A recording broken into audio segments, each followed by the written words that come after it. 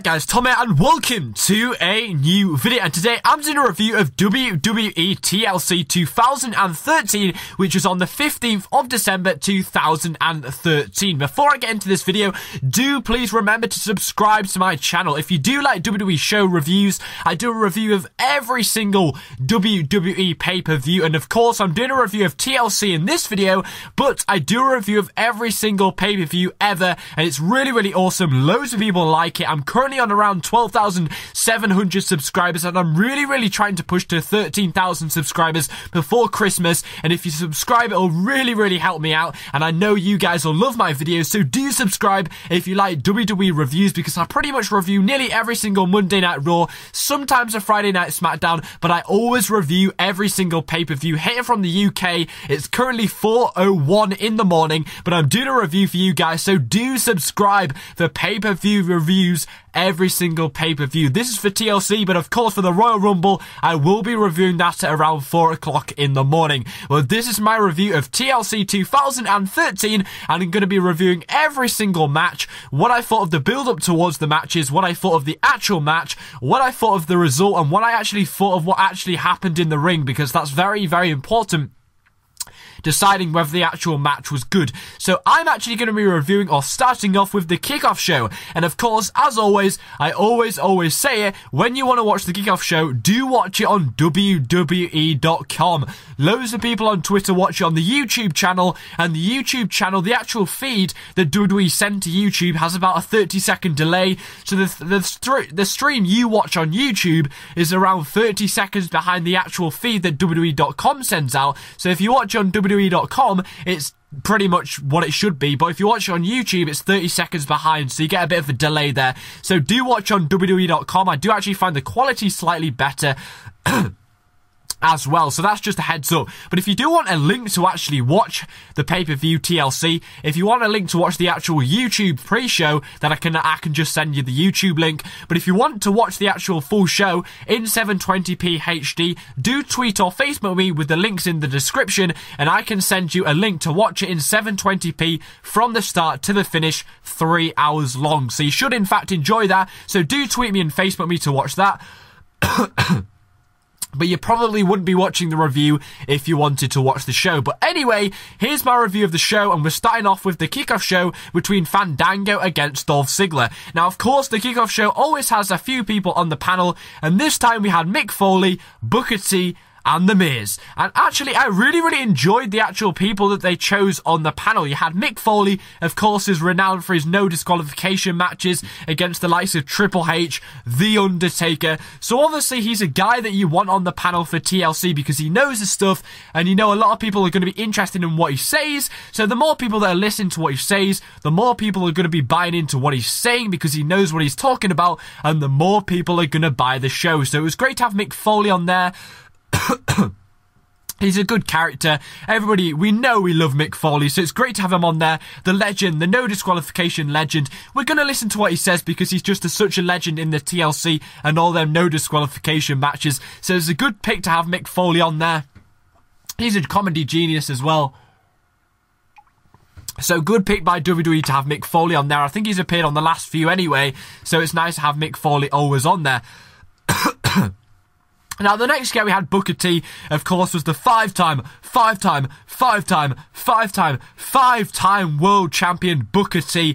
So it's great to have Booker T on there as well with the big heated match between Orton and John Cena. Obviously, you want somebody that actually knows a lot about the championship, who has held the championship. So to have Booker T on there was a very good pick as well. And the last guy was The Miz, and honestly, the only reason why he was actually on the Kickoff show was to create the match between Kofi Kingston and him at the TLC pay-per-view. Now, I'll talk about that a little bit later, but pretty much what happened was Kofi Kingston confronted The Miz whilst he was talking on the Kickoff show, and that sparked a match between Miz and Kofi Kingston later on the actual full show. So that was really the only reason why The Miz was actually there.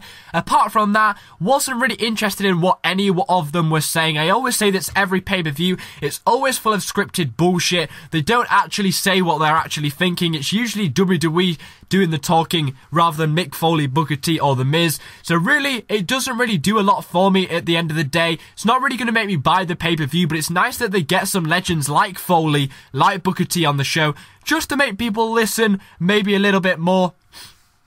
And I don't know, it's nice to mix with the fans and get proper legends on there rather than throwing the primetime players or someone like that. It's nice to get somebody like Mick Foley on there, which actually means a lot to the older fans rather than people that are still just little kids and stuff like that. So it's nice to have people like Mick Foley, Booker T. Of course, The Miz was just there to create the match, but it was pretty cool that they have people like that rather than throwing anybody on there. So you're probably more likely to listen to them rather than if you had somebody like the primetime players on there, which aren't really established in the WWE.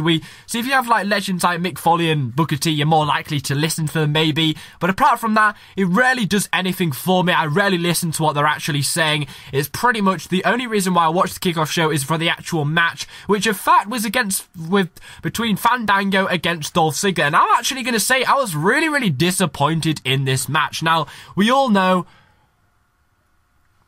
that there was no build whatsoever to this match. They pretty much just announced it on Monday Night Raw, so nobody was expecting anything special whatsoever in this match. I mean, when you have no build for a pay-per-view match, you're just going to expect a Monday Night Raw styled match with nothing really particularly outstanding, no memorable spots whatsoever, pretty much just two superstars going out there to have a good 5-minute match. But really, we didn't even get a good 5-minute match. The match was way, way, way too short. The ending was just really, really strange. I mean, it was just something that we've seen over and over again on a typical Monday Night Raw. Basically, they were both up on the turnbuckle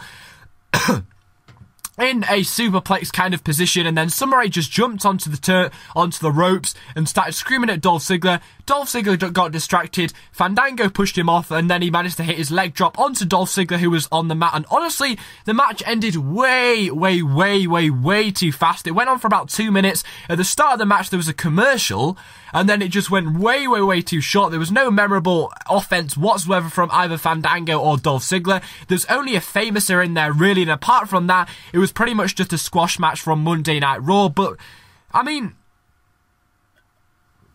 Dolph Ziggler was the world champion this year. He main evented TLC last year. So for me, it just didn't make sense for Dolph Ziggler to lose against Fandango in this match. I mean, Fandango's been jobbing for the last few months. I mean, he was going to have a good IC title run at Payback, but in fact, he got injured before that match, so they gave it to Curtis Axel in the end. But if Fandango never got injured after coming out from that run against Jericho, then he really could have had a good 2013. But ever since then, he really came into a jobber, and then he came into this Kickoff show match against Dolph Ziggler, who really hasn't been having a very good time for the world title after dropping the world title. And honestly, I was really expecting a Dolph Ziggler win. Usually they give the faces the win on the Kickoff show matches, really just to get the crowd into the actual show. If you have the bad guy win, it's already off to a bad start. It leaves a bad taste in the mouth of the fans, and also the people watching at home who are maybe thinking about buying it. If the bad guy wins, they're like, nah, I'm not really interested in this.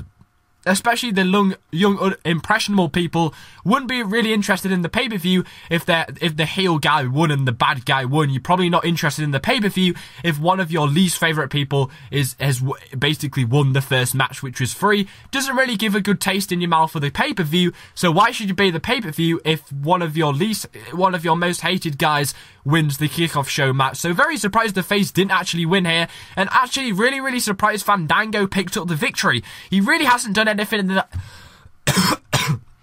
he really hasn't done anything in the last few months. Been very, very poor, and honestly, it turned into a very, very quick squash match. He really put Dolph Ziggler away very, very quick.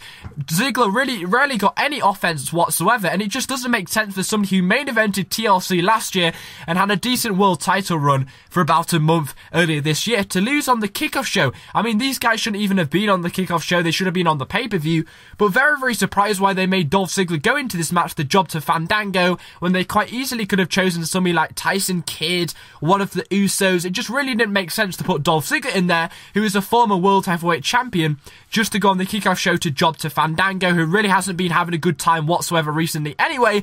But very, very disappointed in this match. It was way, way, way too short. The match quality was very, very poor. The crowd did not care whatsoever for this match because there was no build towards it, and it was a very, very bad way to start the pay-per-view because a lot of people were expecting Ziggler to win, considering he was a face and he was a past World Heavyweight Champion, and to be honest, he's a great talent, deserved to be on the full show, but was locked down to the kickoff show, so he should have had Ziggler win here. Very, very surprised. Fandango, who really hasn't done anything in the last few months, won here. And honestly, the only reason why I think they gave the win to Fandango was so that they can start building this guy up for a possible WrestleMania 30 match, where he'll make his second match at WrestleMania. But honestly, very disappointed Dolph Ziggler lost here. I was even disappointed that he was on the kickoff show, but for him to lose on the kickoff show, a TLC main eventer last year and a World Heavyweight Champion this year, for him to lose on the kickoff show, for him even to be on the kickoff show just doesn't even make sense. But for him to lose against Fandango, who's been a jobber for the last few months, makes him look very, very weak and lose his credibility for the World Heavyweight Championship and the actual Dolph Ziggler that he is. So to me, very disappointed Dolph Ziggler lost here. Just really doesn't make sense at all for him to lose. Why did they put him in a match against Fandango for him to lose when he should be really using this guy to his full potential, and he could be the next Shawn Michaels if you used him correctly. So the actual first match was actually a really, really surprising match to start the show. It was, sorry, I'm actually going to review the kickoff show match. I'll give that a 4 out of 10. Way too short. The result was very, very strange, and honestly, the match quality was very, very poor. No build whatsoever. Very, very disappointing. Actually, on the kickoff show, we actually had the Shield make a promo. I was expecting them to show a bit of tension here between all three members so that you'd build the anticipation towards the pay-per-view, and maybe a few more people would buy the pay-per-view, considering they saw some tension between the Shield and they'd be excited to watch the match. But they didn't show any signs of cracking here in the promo. I was expecting they would, but there really wasn't at all. There was no tension whatsoever. It was quite unique how they did this. Basically, you had Josh Matthews talking on the kickoff panel, and then one of the, I think it was Ambrose, started talking, and then you cut to the Titantron. So it's quite a unique way to have the Shield talk there, which is pretty cool, rather than just coming out to the ring, maybe. It was a pretty unique way to do that, and quite cool and old school for the Shield. But to me, no tension shown here. I think they dropped the ball there, really. They could have really shown a little bit of tension between the Shield to build the anticipation towards that match, and maybe make people buy the pay-per-view expecting something to happen, which it actually did. But for me, they kind of dropped the ball there. Maybe they didn't really want to shove it down our throats, so when it did happen, it looked more like an accident rather than on purpose. But they did really drop the ball there by not showing a little bit of tension between the Shield, which really could have brought in a few more pay-per-view buys, maybe here or there. So actually, to end the kickoff show was actually very, very clever. Now, this really did build the anticipation towards the show. Now, for the past few pay-per-views, we've really had a lot of screw job finishes. Probably the worst one was at Survivor Series when Triple H just came out and killed the crowd and just pretty much handed a victory to Randy Orton by distracting Big Show. So we've had a lot of, I think since SummerSlam all the way to Survivor Series, we've had a screw job finish. So for you to have Vince McMahon, Triple H and Stephanie McMahon getting out of a limousine to end the kickoff show, a free show, really, really built the anticipation, because they look smug, they look confident, and it left fans wondering what are they going to do on their pay-per-view. So for me, that really built a lot of anticipation towards the main event. It really would have made me buy it if I hadn't already decided I wasn't buying it. Honestly, that was a very, very good way to end the kickoff show. I can't remember the last time they ended it well. I think at SummerSlam they ended it well by ending it on, basically they had the flames turn on for the Inferno match between Kane and Bray Wyatt. I think that was a good way to end the show too, because it builds your anticipation, makes you excited and want you to buy it because you want to watch what's in store for that match. So for them to close off with probably the top 3 people in the WWE at the moment that make the biggest impact, Triple H, Stephanie McMahon and Vince McMahon, really did build your anticipation towards the show, wondering what they're going to have to do about the show, and really built your anticipation very, very well, and really would have made a lot of people buy the show. So it was a really, really good way to end the kickoff show, build the excitement, and really made me enthralled in what was going to happen in the show. So the actual show did actually kick off with Stephanie McMahon and Triple H come out. Really nothing really new here. He's done it a few times in the last few pay-per-views, just ready to prove that he still is in control and he can do whatever he likes. So really built your anticipation towards the main event, made you excited, wondering what was going to happen. Was Triple H going to do anything at them in the main event? Was the Authority going to get involved? Really made you excited, got the crowd excited, and a very, very good way to start the show. And the first match really was actually a very surprising pick. It was the 3-on-1 handicap match between CM Punk defeating The Shield. And honestly, I got this 100% spot on. I knew this was going to happen. I said it in my prediction video. Go and watch my prediction video, because I said it. I got it right down to the nail. This is what I said. I basically said that what was going to happen was Roman Reigns was going to hit the spear on CM Punk, and he was going to accidentally miss CM Punk, and then he was going to spear Dean Ambrose, and that was exactly what happened. The storytelling in this match was absolutely insane. This is probably one of my favourite matches of the pay-per-view. It was very, very, very clever. They built the tension between the Shield so well. There's multiple times where they built the tension. I think Dean Ambrose was teasing, tagging in his partners, but he was like, no, I can do this. Built the anticipation. Roman Reigns threw himself at CM Punk and went over the announce table and started hurting. His eyes were shedding tears because I think he hit his head on the chair apparently.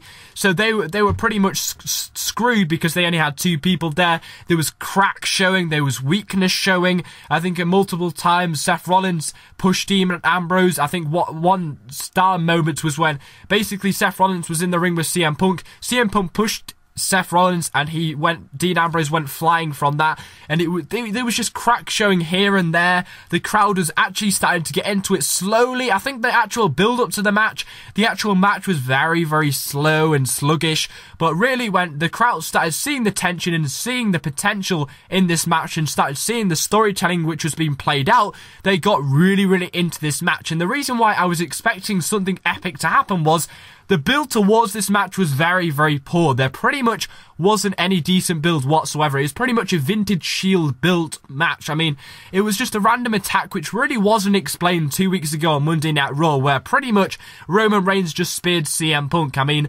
nothing particularly special by the Shield there, and then they just powerbombed CM Punk, and we didn't really ever get an explanation why they did this, and then Kane just created a match between CM Punk against all 3 members of the Shield, which really didn't make sense. It was pretty much a thrown together match. So I was like, why is CM Punk in this match? Because he didn't really belong in this match. It was just pretty much a random attack. So I knew something had to be happening in this match. I mean, it just didn't make sense for CM Punk to be in there. He didn't really need to be on this pay-per-view.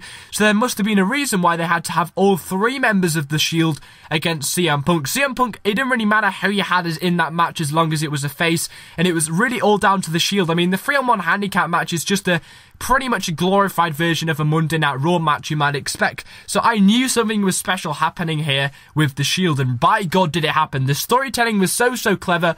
All the way through the match, they were showing cracks between the Shield. It was very, very clever. I mean, due to the poor build towards this match, the crowd really wasn't in to this match. They were very, very quiet. Only when they started seeing the potential and they were actually showing the cracks in the Shield, they really started to get into this match, and it did get quite exciting towards the end. And then the finish was very, very well played out, where the Shield, basically, there's a really, really good ending where I believe CM Punk basically lifted Seth Rollins up, tried to go for the GTS, he squirmed out the way. Then Dean Ambrose was going to get GTS, he squirmed out the way. Roman Reigns went for the spear. Basically, he spent the whole match on the floor because he hurt his head. But basically, he went for the spear, CM Punk dodged out the way, and Dean Ambrose got speared. Exactly how I predicted it. It wasn't a screw job like a lot of people were saying. A lot of people were saying that what was going to happen was Roman Reigns was just going to turn on Dean Ambrose. But having an accident really built some decent anticipation towards Monday Night Raw. I mean, what is going to be the explanation towards what Roman Reigns did? Is he going to say it's going to be an accident? What is going to happen on Monday Night Raw? That's the key thing that's going to come out of this, is you're going to tune into Monday Night Raw tomorrow night to see what happens between the Shield. That's probably one of the main things you're going to watch on tomorrow's Monday Night Raw, is what happened between the Shield. What is going to happen between the Shield? I think just a random screwjob finish would have been kind of strange and something that we've seen before. So an accident really makes me excited to see what happens on Monday Night Raw. It wasn't too obvious. It was played out very, very well. I don't think anything was wrong with this, really. I think it was a good, clever way, really, to break down the Shield. And I think a lot of people, one of the reasons why there wasn't much of a reaction by the crowd in this match was, one, the build wasn't very good, but a lot of people are starting to get bored of the Shield. I mean, we've seen the Shield go up against 3-on-1 people a few times. I think in recent memory it was maybe Dolph Ziggler and Big Show. Just multiple times we've seen handicap matches where the Shield have been in favour, and I think a lot of people are getting a little bit bored of the Shield gimmick. So really, to add a bit of flavour to what the crowd were feeling during this match, was to show the tension between the Shield and then finally start to break up the Shield, which is a good sign, because honestly, I'm starting to get bored of the little Shield gimmick. I think it's slowly get bored around the SummerSlam time. So really, one of the reasons why the crowd was so dead in this match was maybe because people are kind of bored of the Shield gimmick and don't really see anything new in these guys. So it was good on the same night to start breaking up the Shield, and maybe we might see on Monday Night Raw what happens there. But really, this is what they wanted to do. There wasn't really much about CM Punk. I mean, this victory might slightly do a little bit for CM Punk, start building him up for WrestleMania 30, but really, it's not really going to do a lot for CM Punk. It was all about the Shield in this match.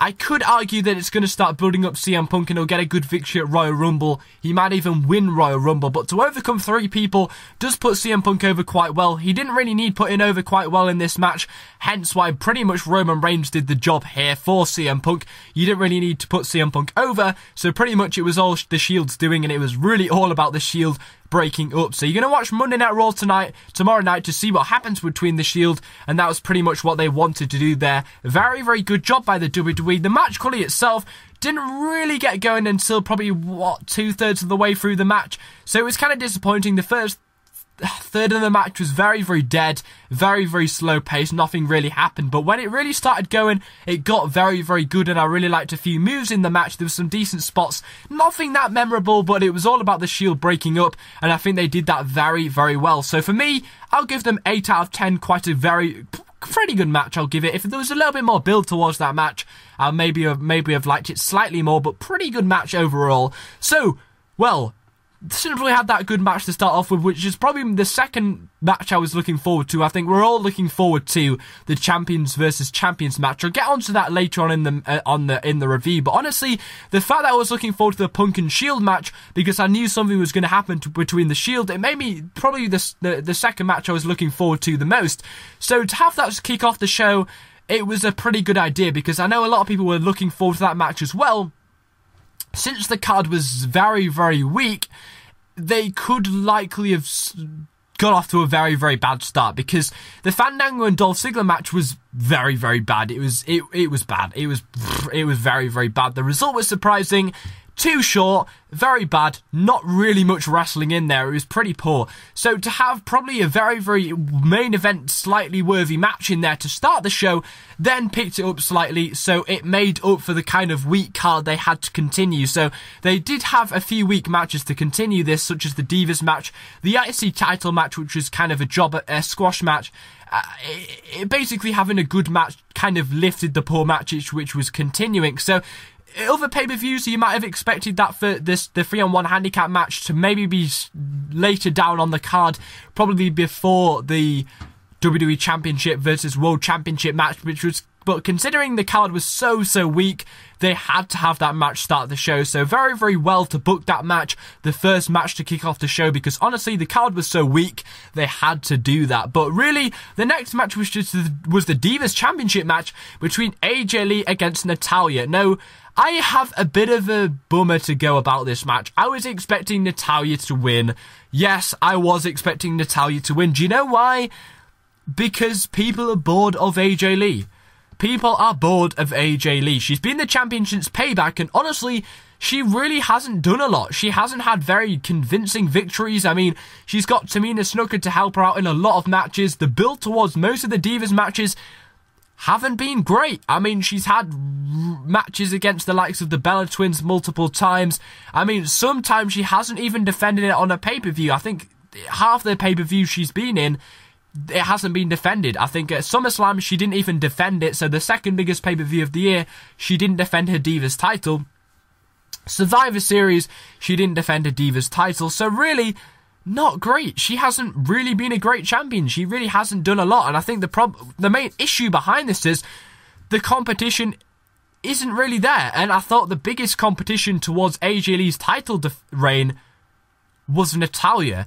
And considering they built this match very, very well, I think most of the time Natalya was given a lot of momentum going into this match. I think she was really given a lot of momentum going into this match. I think multiple times she got the sharpshooter locked on AJ Lee in a couple of matches they had. I think it was against when they had the Survivor Series match and the night after on the Monday Night Raw. They really had a good brawl between Natalya and AJ Lee, and always Natalya came out on top. So they really built Natalya well into this match, and it made it believable that Natalya was winning. The issue that there is with the Divas division is AJ Lee's the only she's the only diva. They don't have anybody that comes anywhere near AJ Lee apart from maybe Natalya. And the reason why I didn't like the result of this match was because AJ Lee won. And she's pretty much defeated everybody. I mean, we waited so long for this match between AJ Lee and Natalya. We thought we were getting it at Survivor Series. We didn't actually get it at Survivor Series, but we got it at TLC, and I was like, surely Natalya's going to win. I mean, the Divas division is so dead. There's no competition whatsoever. Natalya must win. She must win, or it's going to be even more dead, because to fans, she's the only real competition. She's the only one that can actually wrestle, and if AJ Lee can defeat her, there's nobody else left. And AJ Lee defeated her. Now, the match itself was actually pretty good. I mean, the problem you had with Divas is the fact that we had such a good match at Payback between Caitlyn and AJ Lee. You're going to struggle to have a better match than that for the Divas in the whole of 2013. So really, any match you see for a Diva this year didn't really come anywhere near close, apart from maybe the SummerSlam match between Natalya and Brie Bella. And maybe this match against Natalya, none of them ever came close. I think it was very, very hard to do a better match than the Payback match Caitlyn had against AJ Lee. But this match did actually come quite close. I actually quite like this match. It was pretty good. It was a pretty good Divas match. It's one of the best Divas matches you'll have all year. Two of the top Divas, AJ Lee and Natalya. But the problem is, AJ Lee is the only top diva. You don't have any top diva apart from AJ Lee. That's why Natalya should have won, because there's no real competition now that faces AJ Lee. I mean, are we really going to buy into any other diva being built into this match? I mean, are we at Royal Rumble, say, and AJ Lee has a match against one of the divas? Are we really going to buy into that match because Natalya couldn't get the job done? Who's to think somebody like Aksana or Alicia Fox is going to get the job done when Natalya couldn't get the job done? And she, in my eyes, is the only diva that really had the good opportunity to defeat AJ Lee for the Divas title, because she's got such a household name. She's a well-established diva, and the fact that she couldn't do it doesn't really make me interested in any Divas match from now on, because I can't really see anybody else knocking off AJ Lee, because Natalya was built so well into this match that I thought she was going to win, but AJ Lee just knocked off Natalya so easy. But to be honest, the ending to this match was actually very, very good. I think Natalya had AJ Lee locked up in a submission maneuver. Basically, AJ Lee rolled over Natalya and got the 1-2-3 pin. Now, the actual goodness about this match was that she didn't cleanly make Natalya tap out, or she didn't cleanly get Natalya into a pin. She actually rolled her over. So there may be a possibility at Royal Rumble for us to have a rematch. But the fact that Natalya didn't win here, does it really make me wonder whether Natalya's actually going to win at the Royal Rumble? They probably will give the win to Natalya at the Royal Rumble if AJ Lee does have a rematch against Natalya at the Royal Rumble. But really, they should have given the win to Natalya here. I don't understand why they wouldn't. I mean, giving her the title at TLC would really give her a good run running up to WrestleMania 30. But honestly, why didn't you give it to Natalya? What's to make us get interested in a rematch at Royal Rumble if she couldn't get the job done at TLC, where I was like, she's got to win? But honestly, the roll-up really leaves an opportunity for a rematch. It wasn't a clean victory, obviously, because it was a roll-up, so leaves me interested, wondering what's going to happen there. I'll tune into Monday Night Raw to find out what's happening with the Divas division, but very, very surprised Natalya didn't win. But I'll give it a 7 out of 10. The match itself was okay. So the next match was actually the Intercontinental Championship match between Big E Langston against Damien Sandow. And really, the build towards this match was pretty much a nicely built match. I mean, nothing spectacular, nothing you'll remember. I mean, it was pretty much build that you're going to forget as soon as it's happened on a Monday Night Raw, Friday Night SmackDown. I mean, nothing at all happened here for the build. There was nothing special towards the build of this match. It was pretty much a nicely built match. Nothing stand out whatsoever. I mean, the only reason why they built this match was for an excuse to create this match. I mean, they quite easily could have just thrown this match on the pay-per-view and nobody else would have cared otherwise. So to me, it was a very, very disappointing built match. I mean, honestly, for the first... I mean, obviously, Big E Langston defended his title against Curtis Axel last pay-per-view because he won it like 6 days before. He won the IC title 6 days before. So really, I'm probably calling this Big E Langston's proper first pay-per-view defense with the Intercontinental Championship, because Axel obviously wasn't winning the Survivor Series pay-per-view. So for me, I was quite disappointed in the build towards this match. I think they really could have done a lot. The fact that it was Biggie Langston's first defense as the IC champion, they could have done quite a lot towards this. They could have made a good heated rivalry between Damien Sandow and Biggie Langston, but they kind of dropped the ball there. I think they could have done a little bit more than what they actually did. I think it was pretty much an IC built match. Really, they do the same thing over and over again. They really just give a random guy a #1 contendership and then just do a few stare downs and somebody goes on commentary and talks about the other guy. Nothing memorable whatsoever. So kind of disappointed that it was Biggie Langston's first title defense on a pay-per-view and it wasn't really anything spectacular. I mean, the match itself was actually quite entertaining. The match quality was entertaining, but if I was going to talk to you about any of the spots, I couldn't remember any of them. I remember the match being good. I remember tweeting out, wow, this match has been good. Good match by Biggie Langston. I really liked it, but nothing memorable whatsoever. And I think they didn't build Damien Sandow well into this match. They didn't build it so that you actually believe Damien Sandow was winning, but they didn't really give anybody momentum whatsoever. It was so poorly built, they didn't give anybody momentum whatsoever. So it was too easy to predict Biggie Langston was winning here. It was his first proper pay-per-view defense, so obviously they're not going to make Biggie Langston drop the belt so early. So for matches that are so predictable, you're not going to get interested in them whatsoever. The crowd was dead. The match itself was pretty good, which kind of got the crowd into it at parts, but honestly, the crowd was dead due to the fact that the build was so poor and it was too predictable. I mean, Damien Sandow was not built it just wasn't built into this match whatsoever. They didn't give him momentum whatsoever. I mean, considering Biggie Langston was obviously winning here, you should have given the momentum to Damien Sandow heading into this match to make you actually believe that he could possibly win and make it slightly exciting, but they didn't do that whatsoever. And honestly, Biggie Langston didn't make light work of Damien Sandow. I mean, he made light work of Curtis Axel at the Survivor Series pay-per-view. He didn't really make light work of Damien Sandow. I think Damien Sandow put up a good fight.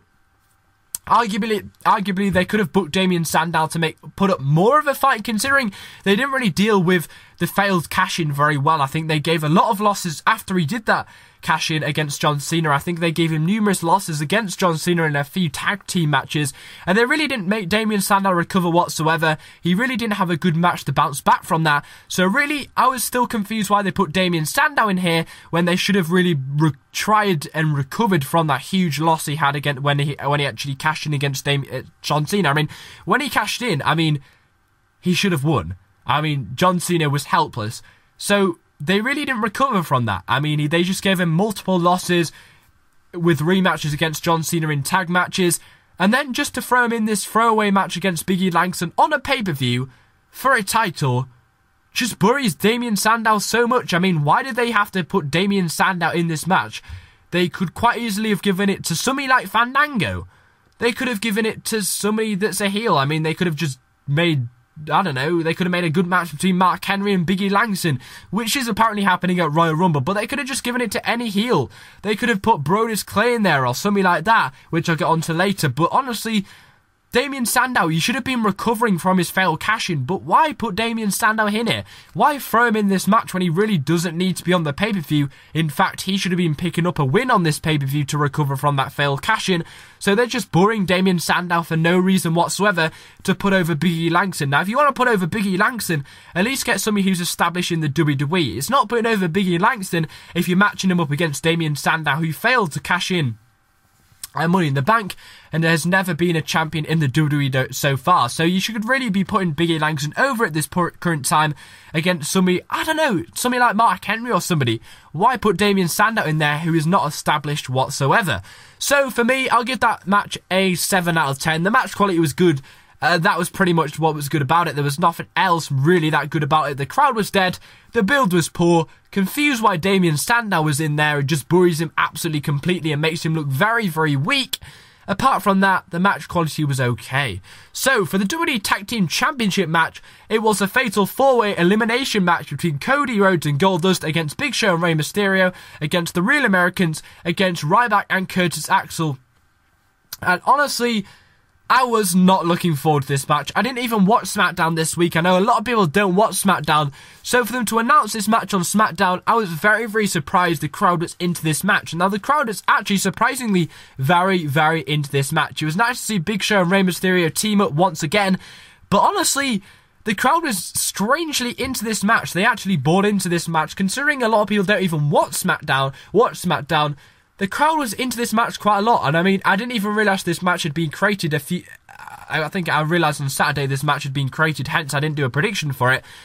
And honestly, the crowd was actually into this match, even though it was on SmackDown, so surprised they even announced this on SmackDown. I mean, it wasn't really a match I could get into because they hadn't built this match whatsoever. It was just, you just couldn't believe that they were dropping the titles here, considering there was no build whatsoever to this match. They pretty much just closed their eyes and chose 3 other tag teams to go up against Cody Rhodes and Goldust. I was just very, very surprised that they even bothered putting this on the pay-per-view, considering there was no build whatsoever. I mean, it was just completely pointless, because they didn't really put over Cody Rhodes and Goldust at all. It was just really to get a few tag teams on there. It just really didn't do anything. I mean, the actual match was actually very, very good, but it just didn't really do anything. It didn't really put them over at all. It was just a throwaway match. I don't really know. I have mixed feelings about this match. I mean, it was exciting, especially the last bout between Big Show and Rey Mysterio against the Rhodes brothers, but it was just a throwaway match. There was no build towards it. It was pretty much a filler match. It went on for quite a long time, actually. I think it went on for a little bit too long. It went on for around 25 minutes. But it was quite entertaining nevertheless. Now, what happened was Curtis Axel and Ryback did in fact get eliminated first off. And I was actually very, very surprised about that, because this is Curtis Axel and Ryback's first pay-per-view match. And surely, if they're debuting, and it does look like they're making them a tag team because they've called them something like Rybaxel, then surely giving them a name, surely the fact that it's their first pay-per-view match, they're starting to establish them as an actual tag team. So you should have booked them to look strong in this match, but having them go out first did make them look very, very weak. I mean, to be fair, they did get some decent offense in this match, but really, they should have booked them strong. So for me, I think they should have left them till the end. I think they should have been the ones that finished the match off against Cody Rhodes and Goldust. Maybe they did that because they didn't want to give them the pinfall. They didn't want to give them a pin loss in their first pay-per-view. But having them go out first in this match did make them look very, very weak. And I think it was their first debut as a tag team on a pay-per-view. You should really have made them look strong. So make them survive a little bit longer in that match would have been a good advantage to both Ryback and Curtis Axel, considering they are a new tag team. So they may possibly have dropped the ball there. They should maybe have kept them on for a little bit longer and maybe had the Real Americans take the first pinfall in that match.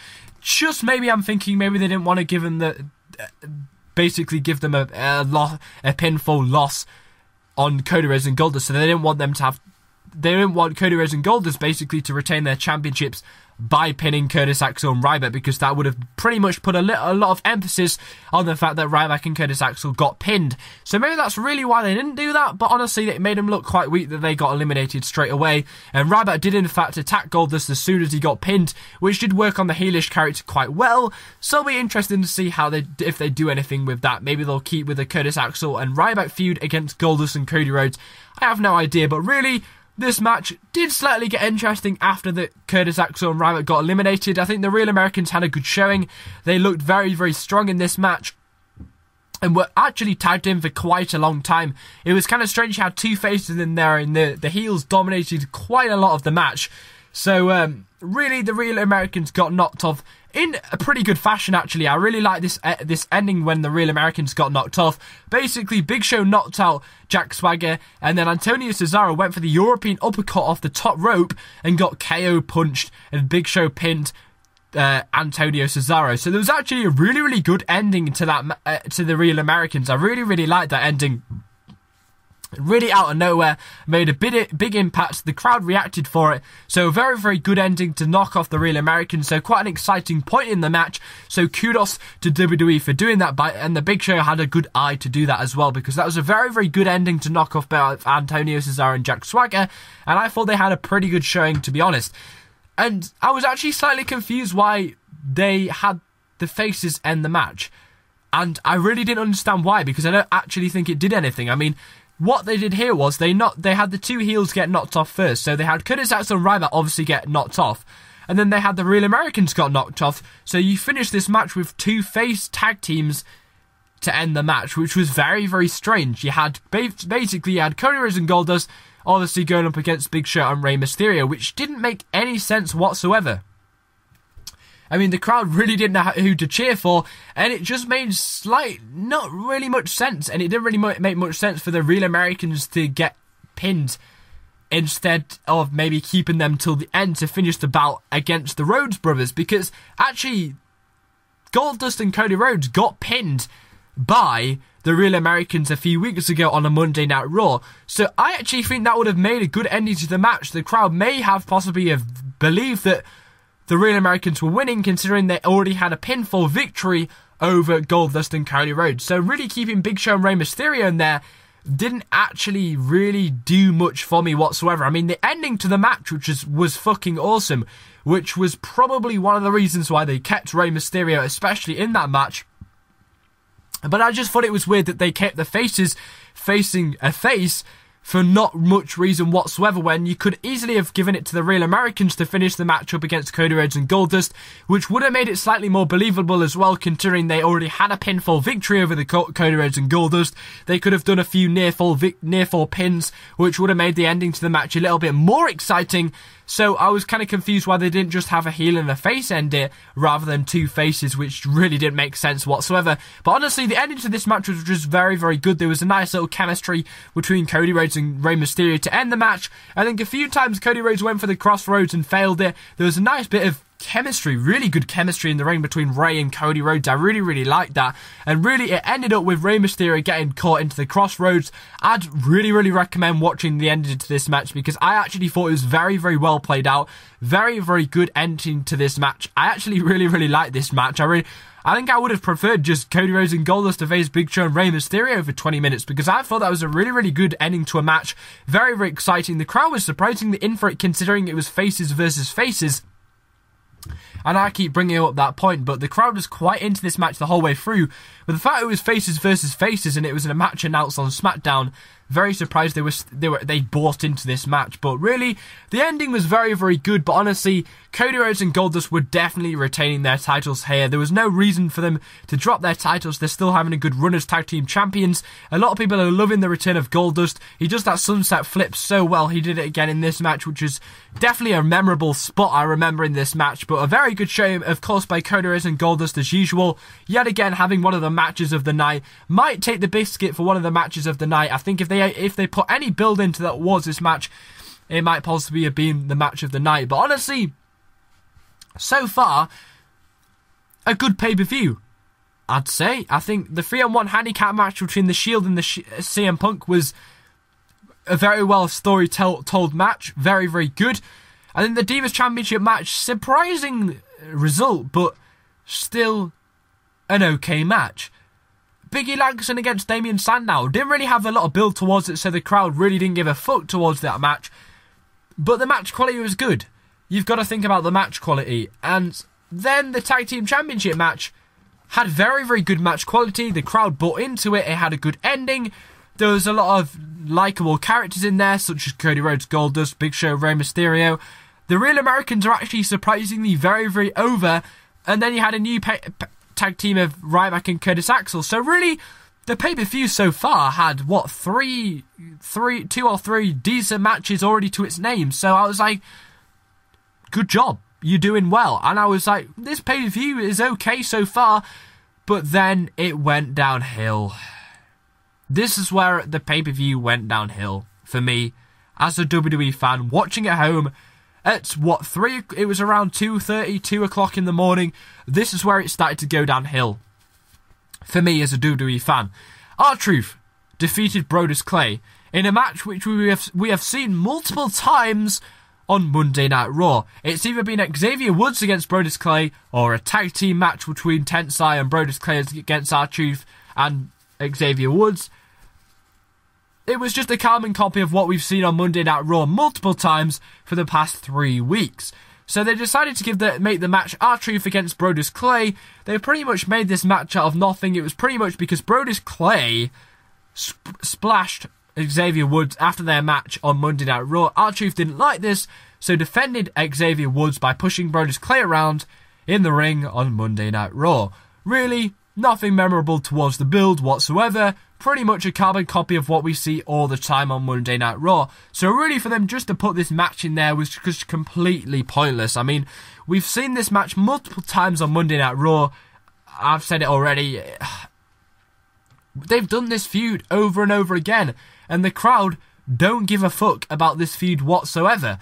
I mean, the most confusing thing about it is, we don't know if Brodus Clay is heel or face. We found out after the match, but during this whole feud between R-Truth and Xavier Woods against Brodus Clay and Sweet Tea, we have had no idea if Brodus Clay has been face or heel. So the crowd really haven't had an opportunity to get into this match because they don't know who to cheer, whether it's Brodus Clay or R-Truth, because Brodus Clay has still kept the dancing gimmick, which is obviously a face gimmick. So we don't have any idea who to cheer for. And the fact that he comes out dancing and puts on a heelish character is just confusing.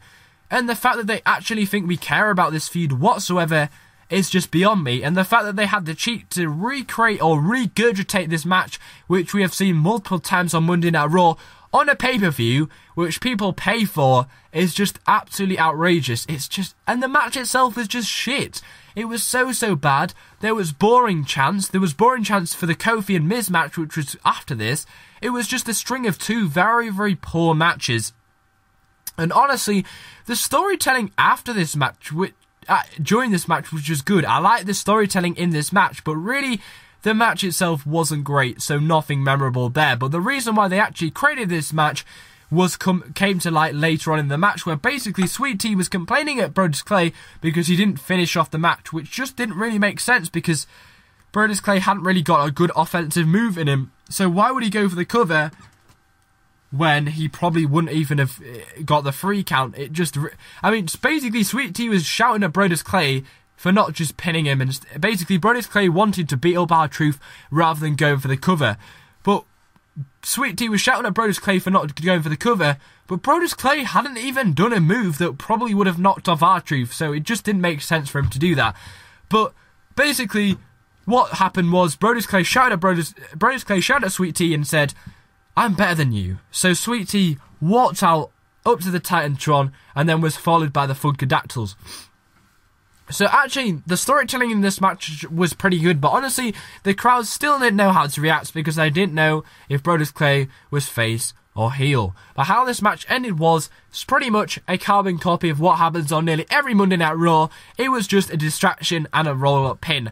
Nothing special there, but the reason why they gave a roll-up pin was so that they could still use Brodus Clay to build them up. So what's likely going to happen is Sweet Tea and Brodus Clay are probably going to have a match at Royal Rumble. The fact that they gave Brodus Clay a loss, but it was only a roll-up pin, is good for Brodus Clay. It doesn't mean he loses a lot of momentum, and it means they can still build him up for Royal Rumble for a pay-per-view match. So giving him a pay-per-view loss here really isn't much of a problem because it was a roll-up pin rather than a full-on 1-2-3 pin. So for me, okay to give him a roll-up pin rather than just a normal pinfall, so they can still build them up for a Royal Rumble match against probably Sweet Tea. So it'll be interesting to see when I tune into Monday Night Raw what's the haps between Brodus Clay and Sweet Tea, because at the end of the day, that's probably what you're going to do. That's really why they did it, to build the anticipation towards Monday Night Raw, make you excited what's going to happen between Brodus and Sweet Tea on Monday Night Raw. So good job there, but really the match itself was pretty piss poor. Actually, for the Tag Team Championship match, I'll give that an 8 out of 10. This match, I'll give it a 4 out of 10. Kofi Kingston against The Miz. Wow, this was the worst match of the night. This was so bad. Basically, we've seen this match, 4 times on Monday Night Raw. I mean, wow. I'm just getting so bored of this feud. I mean, they actually think we care about this feud. I mean, I think every few months we see this match pop up once or twice, and it just doesn't mean anything whatsoever. I mean, people buy a pay-per-view. People pay, in the UK, 15 quid to watch a pay-per-view. I mean, to be fair, it was free on Sky, but I know people in America pay, $60 for it in HD, which is like 40 quid here. That's a lot of fucking money. That's the price of a new Xbox One game to watch a pay-per-view, and for them just to throw on this Monday Night Raw styled match, which we have seen 5 times in the last month just for them to throw this match on there, which was built on the Kickoff show, which was just awkward and not funny whatsoever. I mean, basically, Kofi Kingston has the worst acting skills ever. Tried to build a match between him and Miz on the Kickoff show by slapping the Miz. I mean, who gives a fuck? We've seen it multiple times, and the fact that they were turning Miz heel at the Survivor Series pay-per-view. They gave him the win against Kofi on the Kickoff show, which was a good match. They turned Miz heel.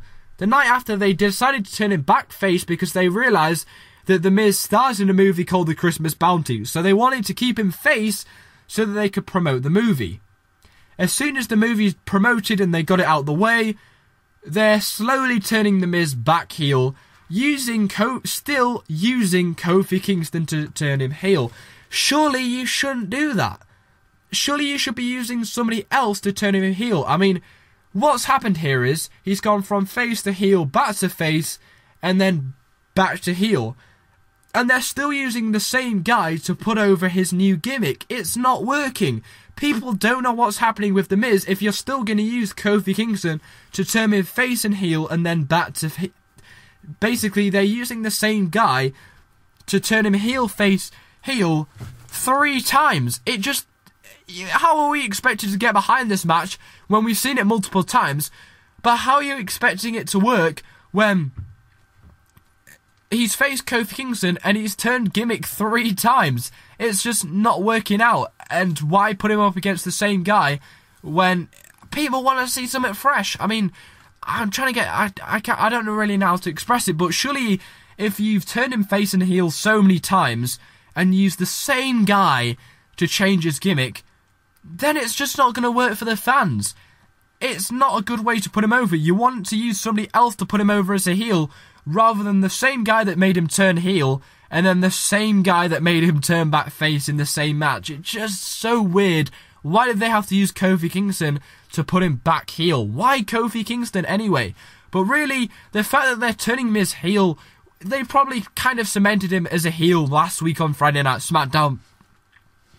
But the fact that this pay-per-view was the first match which is as The Miz is a heel, you should have been giving The Miz the win here.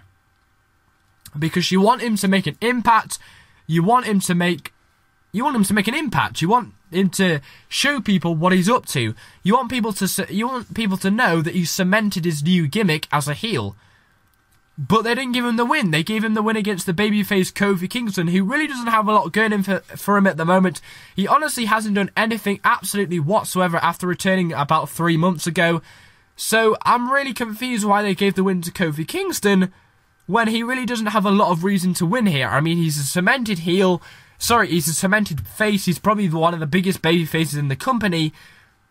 They should have been giving The Miz the win here because he's turned heel. You want him to make an impact. You want him to give him some momentum and carry that forward for a good heel run.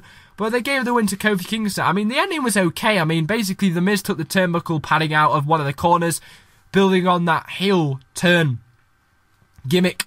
And then basically, he got shoved into that.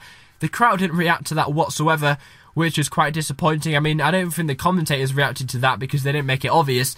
And then basically Kofi Kingston just hit the Trouble in Paradise and got the victory. The crowd didn't care. Nobody cared. Why can't you just end this feud once and for all? Like, we didn't even care when they had their second match. I mean, they had a Hell in a Cell match last year, and a year later, we still don't care. I mean, every few months they always seem to put these two up against each other. If they think they put on a good match, they really don't, because the match that they had was very, very poor. It was not good whatsoever on this pay-per-view. People pay to watch pay-per-view. They show a shocking match. There was hardly any build whatsoever to it, except random matches on Monday Night Raw. Regurgitated bullshit. They gave the wrong guy the win, in my opinion, the babyface. They should have been giving The Miz the win here. The crowd didn't care whatsoever. It was a filler match.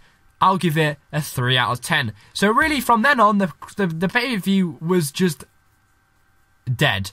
You really couldn't recover from it. I honestly thought it was dead. You couldn't recover from it. But really, we had 2 good matches to follow. We had the 3-on-1 handicap match between the Wyatt family against Daniel Bryan, and we had the champion versus champion match. And honestly, it did actually pick up from there. But honestly, I don't think the pay-per-view was recoverable from a string of really, really bad matches like R-Truth and Brodus Clay and Kofi Kingston and The Miz. I think we had a half an hour of a Monday Night Raw, really, with really, really poor matches. So, really, you had to have two really, really good endings to really make people remember about this pay-per-view. I mean, the fact that you had such a memorable match to finish the pay-per-view, you needed to have two really, really good matches to finish the pay-per-view to make people leave with a good taste in their mouth. I think if you had a bad match leading up to the pay-per-view, so if you had the match between the Wyatt family and the Daniel Bryan, if that match was bad, people would have had such a bad taste in their mouth for the big match of the main event. They would have been so pissed off that I just couldn't imagine how pissed off they would have been. But anyway, the 3-on handicap match between Daniel Bryan and the Wyatt family was built very, very well. I mean, it left you wondering what was happening with Daniel Bryan. Was he going to join the Wyatt family? They did a few good segments. I think Bray Wyatt cut a few good promos building up to this match. I think the fact that they took Daniel Bryan away and then he just appeared the next week on Monday Night Raw because apparently they dropped him off in a parking lot. They did definitely drop the ball there. They could have done a lot more with him, with Daniel Bryan, than they did. They did actually drop the ball there. I think that was the turning point of the feud there, which really just didn't really make me interested because they did it with Kane and he returned as a corporate guy. And then they did it with Daniel Bryan, and he just returned and nothing really happened. So I think that was the turning point of the feud. It just made me really disinterested. And I was like, they're not really going anything with this feud. They just wanted to create it slightly more interesting by kidnapping Daniel Bryan, but it really didn't come to anything, and it just really didn't make me excited whatsoever. But really, this is one of the few matches I could actually sink my teeth into. I really buy into the Wyatt family gimmick. I'm quite a mark for their gimmick. I really like their gimmick, actually. And honestly, you can't forget how over Daniel Bryan is. So honestly, it did create for quite a good match. I think the Wyatt family are quite over. They do get quite a lot of heat when they come out. The gimmick is great. They're doing quite well in the WWE at the moment. And obviously, Daniel Bryan is doing awesome in the WWE at the moment. So it did create for quite an emotional, a good drawn match. The fans were into it. Good match. I think the match itself was quite entertaining. I might actually give it one of the matches of the night. Maybe the main event might snatch it slightly, but easily one of the best matches of the night. Very, very entertaining. There was a very, very good spots in this match, especially from the big guys of Eric Rowan and Luke Harper. I think maybe Luke Harper did a better showing than Eric Rowan. I don't think he was really given a good opportunity. But honestly, Luke Harper is probably slowly becoming one of my favourite Wyatt family members. I think he does a very, very good job. Daniel Bryan always works very, very well in the ring with big guys. Example, the Wyatt family. So he had a very, very good showing against the Wyatt family. I think entertainment-wise, he didn't actually get a lot of offense against the Wyatt family, but entertainment-wise, this was right up there. I think a lot of people really enjoyed this match, especially from the Twitter reception. I think it was very entertaining. The build was good. It was a feud you could buy into. I think it was quite. It was good. It was a good opportunity to put over the Wyatt family against probably the biggest star in the WWE at the moment. I think the Wyatt family suffered a loss at the Survivor Series pay-per-view a lot. It was actually Eric Rowan and Luke Harper's first pay-per-view match at Survivor Series, actually, and they actually picked up a loss against Daniel Bryan and CM Punk. So that did make them look very, very weak in that match, so they had to win here. They're supposed to be feared by the locker room, so if they were to lose against Daniel Bryan in an almost impossible situation for Daniel Bryan, it would have made them look very, very weak. And at times, I did think that they were actually going to lose. They did actually play this match out very, very well with a few near-fall pins for Daniel Bryan, but at the end of the day, the Wyatt family were never losing here. One of the reasons why they probably gave the win to the Wyatt family is because CM Punk won earlier in the night, and if Daniel Bryan was going to win as well, it would have kind of lost the 3-on-1 credibility slightly. I mean, anytime they do a 3-on-1 after that, you'd always have that thought of Daniel Bryan and CM Punk winning in the same night with 3-on-1 matches. It would lose the credibility of the 3-on-1 match, so I think they did a good job by having one of them win in that match and one of them lose in one of their 3-on-1 matches. Probably one of the reasons why they gave a win and a loss in both 3-on-1 matches. But honestly, the Wyatt family had to win here. Sorry, we're coming up to an hour of this review so far. But really, if the Wyatt family lost here, they would have looked very, very weak. Especially against the locker room. It would have been their second pay-per-view loss in a row. And also, Daniel Bryan's character is that he comes that he's weak. His character is he's weak, he gets bullied around. So for him to win here and for him to overcome the odds would just not have made sense for his character. I think for the last few months since SummerSlam, he's been pushed around. He's never come out on top. So for him to win in an almost impossible situation wouldn't have made sense for his character. It just wouldn't have fitted with his character, and it would have just been very out of character for him to win against three big guys, for him just to overcome the odds and do that when his character's all about having odds stacked against him. So it wouldn't have really fit with his character. I think the Wyatt family definitely should have won here. I've said that 2 times so far this review. Yes, the Wyatt family won. Good pick. Puts them over very, very well against probably the biggest face in the WWE right now. He's very, very over. So did put over the Wyatt family very, very well. And maybe they'll start building up the Wyatt family ready for WrestleMania 30. It was looking like they were going to go for a Shield and Wyatt family feud, but obviously the Shield are probably breaking down on tonight's Monday Night Raw. So really, the Wyatt family getting a win here. Wonder what they might do for WrestleMania 30. Obviously, with that win, they can start building them up for a big match. And without a doubt, they should be on that pay-per-view, considering they're probably one of the biggest factions in the WWE. Probably the only faction by come WrestleMania 30. And they've made a good impact. A lot of people really like their gimmick, so it'd be a shame for them not to actually be on the WrestleMania card. So really, they can start building these guys up ready for WrestleMania 30. So very not surprised at all Daniel Bryan lost here. Would have been very annoyed that if they actually gave the win to Daniel Bryan, because it would have buoyed the Wyatt family a lot. Would have made them look very, very weak and just really irrelevant whatsoever. I mean, their gimmick is to scare people, and if they were going to lose, it would have made them look very, very irrelevant. So good pick to give the Wyatt family the win here. We may possibly have a rematch down the line at Royal Rumble, considering the face didn't win here. Usually the face will try and, if they lose in the first match, they might try and chase the heels for a victory the next match they have. Maybe we'll even have that on Monday Night Raw. I don't know. Maybe the Wyatt family will do it again on Monday Night Raw and just close off that feud. I don't know, because a lot of people are expecting Daniel Bryan to win the Royal Rumble, so surely they can't really have him have a match at the Royal Rumble pay-per-view and then still have go in the Royal Rumble match. But whatever. We might get answers for that on Monday Night Raw. Maybe they'll, take Daniel Bryan away and then he'll return at Royal Rumble. That could be a possibility, I guess. But anyway, this match itself was probably an 8 out of 10. Good result. And entertaining match. Good spots. Good build towards it, actually. Probably one of the most well packed together match. It had everything, really. It had a good build. Entertaining. Good gimmicks. The crowd were behind it. I think it had the whole package, this match. One of the few matches which did actually have the whole package.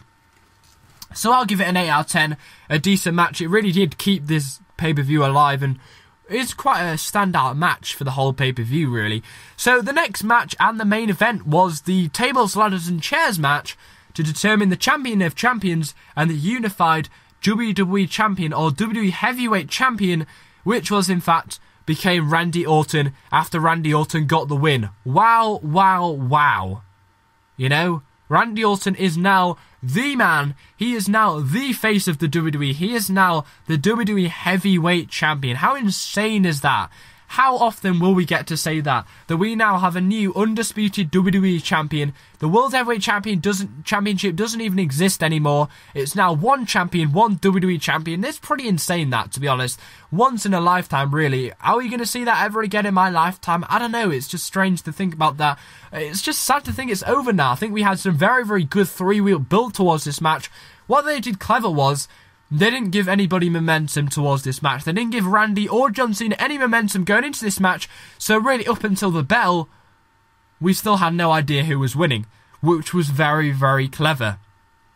Throughout the whole night, Vince McMahon shook Randy Orton and John Cena in 2 separate segments, so it built the anticipation towards the match the whole way through the night.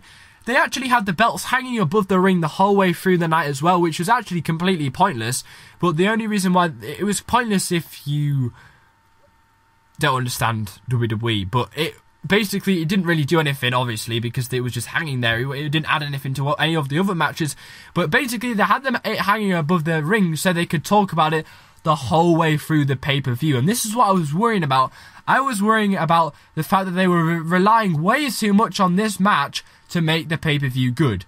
I mean, they knew that people were only buying this pay-per-view to watch this match. That's why the card was so weak. That they were relying so heavily on the fact that this match was one, good, and that people actually wanted to watch it, that they spent the whole show talking about it. Well, that was one of the reasons why they had it hanging above their ring, so they could talk about it. They had multiple camera shots the whole way through the night of the belts hanging above the ring. They relied way too much on this match. And that was the downfall of the pay-per-view in the end. I mean, it was 11 years in the making, and the fact that the pay-per-view which it was held on was so poor, and it had a lot of very poor matches on the card, will probably take away the credibility of this win by Randy Orton. I think it's not going to be one of that memorable moment that I'd hoped for, considering the pay-per-view was such a poor pay-per-view. I mean, the kickoff show, poor. The IC title match, throwaway poor match. R-Truth, Brodus Clay, poor match. Kofi Kingston vs Miz match, one of the worst pay-per-view matches of the whole year. So the fact that we had, 3-4 very bad pay-per-view matches on this pay-per-view, way too many people wanted and needed this match to be good. And gladly it was, but it quite easily couldn't have been a good match. I mean, the fact that we've seen Orton and Cena go up against each other so many times, this match really could have been disappointing. Gladly it wasn't, but the fact that the card was so weak, the pay-per-view before this was so weak, did take the memorability out of this match quite a lot for me, because I already had a bad taste in my mouth. I was like, this match, please, this match be good. Please, this match be good. But the fact that I thought this pay-per-view was so bad before this match happened, I'd already had a bad taste in my mouth, and I was like, just fuck this pay-per-view. So it does take a lot of credibility away from the win. Not the credibility of the win, but, you know, the actual pay-per-view was ruined, which this match made the pay-per-view, without a doubt, but I don't know. I like this match. I thought it was very, very entertaining. There's a lot of very good spots in it. I think you had about 2 or 3 table breaks throughout the match, sorry.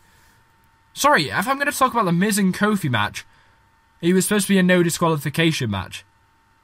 Yeah, it was supposed to be a no DQ match. They basically did that to make it more unique, but they didn't even use any weapons whatsoever. But gladly they used weapons in this match, because this made the match. I mean, Orton went for a table. Orton went through the announce table. Cena slightly went through one of the tables, which was propped against the turnbuckle. It was a bit of a botch from the top of the ladder. But honestly, this match was good. There was handcuffs. Basically, Orton handcuffed Orton against one of the ropes. Cena, with his strength, managed to pull off the rope from the turnbuckle. He managed to unattach the turnbuckle and climb up to the top rope. Yes, with the ropes attached round his arm. And what he managed to do was basically climb up there and try and retrieve the belts whilst having the ropes attached to his arms, which is a very, very unique spot. I actually really like this match because there was a lot of unique spots. I think the first table break, which was very, very good, where Cena pushed Orton off the apron. Haven't seen that for quite a long time. I think how Cena reversed Orton into a FU onto the announce table, which was quite unique. It was a nice spot there. I think how Orton ripped open the padding on the floor to get the handcuffs and then handcuffed Cena to the ropes was very unique. I really liked that. The fact that he pulled off the turnbuckle and climbed was very unique as well. Just this match overall had some very, very good spots in it, and that's why I loved it so much. I mean, it had to have good spots in it, or this Cena and Orton match 1000 would have been boring, and thankfully it wasn't, because it had good spots in it. Very entertaining. Both guys, top talents. They put on a very good match. They work a good match. So happy that it was a good match, and I think that the fact that it was a good match will add credibility to that belt, thankfully. But if it was a bad match, then it would have ruined the pay-per-view, and it would have also ruined the credibility of the belt, because the crowd were behind this match. Everybody was anticipating this match as one of the matches of the year. So it quite easily, if it was slightly bad or there was 1 or 2 botched in that match, 1, the pay-per-view would have been ruined, and 2, the credibility of the belt, and also maybe 2013 would have been a poor year if this top match had been pretty poor. But honestly, it definitely delivered. And I was very surprised Orton won, considering Cena ripped into Orton so badly on Monday Night Raw. He almost buried Orton to the limit on Monday Night Raw. And surely if you're going to give the belt to Orton, then you want to give the belt to somebody who has credibility. You want to give the belt to somebody that it means something to them, that they can have a good run with it and give meaning to the belt.